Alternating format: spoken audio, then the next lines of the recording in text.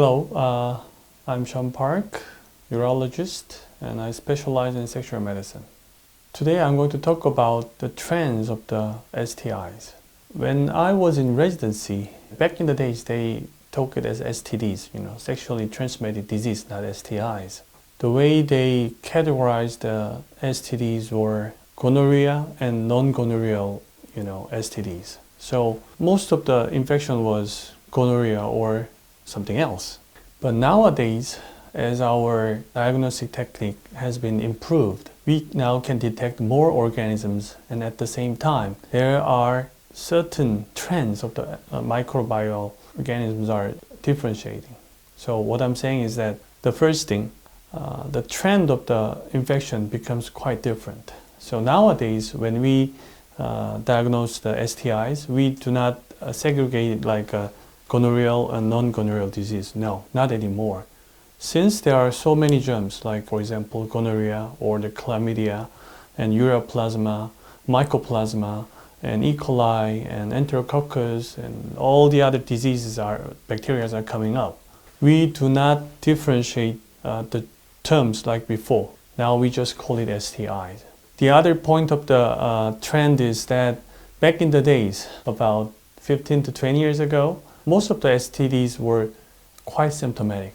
For example, urethral irritation, they feel the pain during the urination, or the itchiness, or discharge, like a yellow-white discharge or something like that. But nowadays, germs become less symptomatic than before. Like for example, 70% of the infections are asymptomatic. There's no symptom, even though you catch a germ. I think this is because there always has been a symptomatic strains of the germs and asymptomatic strains of the germs, which means that some germs are showing up very active symptoms, but some germs are not. Even though we catch it, some germs doesn't evoke that symptom that bad. Because antibiotic treatment has been widely used, those symptomatic germs may have been eradicated because they evoke the symptom, and the host, like ourselves, detect it and kill it right away.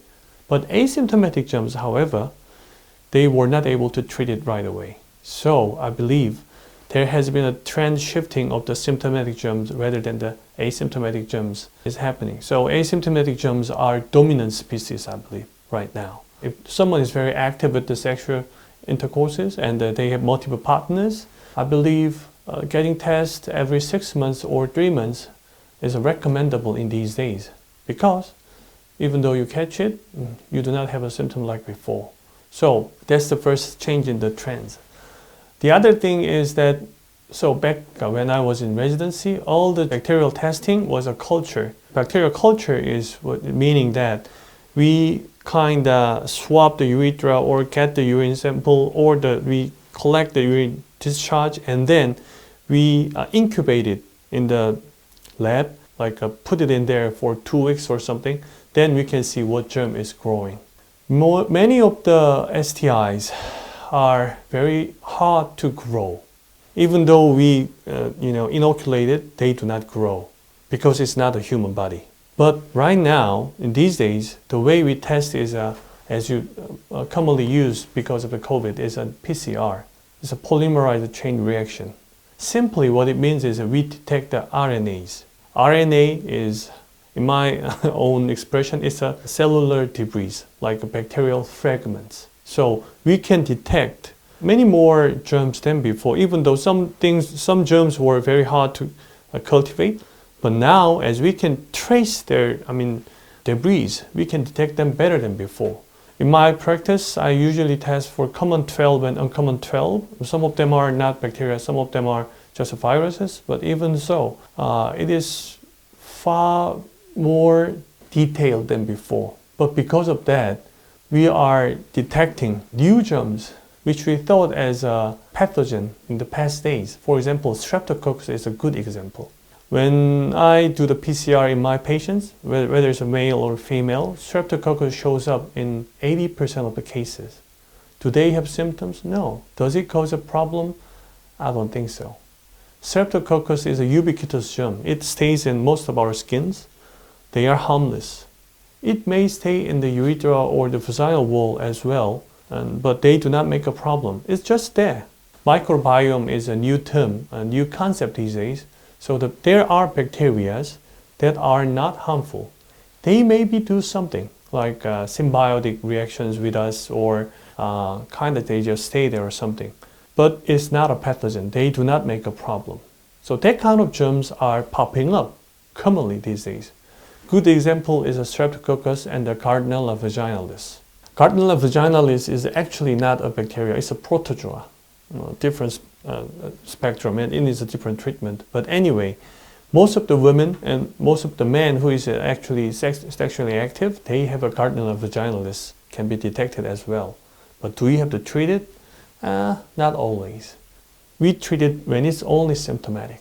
In the females, when they have a more purulent discharge or the fish-like odor, then we treat it. But in most cases, we just let it be, and it will just, so-called bacterial vaginosis is just going away by itself.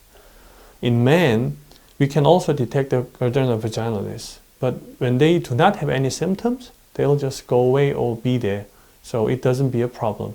But very few men who are very sensitive to the protozoa, they feel like itchiness or some weird symptoms, then we treat it. So STIs back in the days, like HIV or gonorrhea or chlamydia, like UREAPLASMA, or the common form is syphilis, we must treat it. Because if we do not treat it, it will have a very serious complications for men or women. Ultimately, it will cause infertility. But as we can detect more germs these days, there are germs that doesn't need to be treated. Moreover, many of the germs now we contract are symptomless. So, for your own good, getting a regular checkup is recommendable if you are sexually active.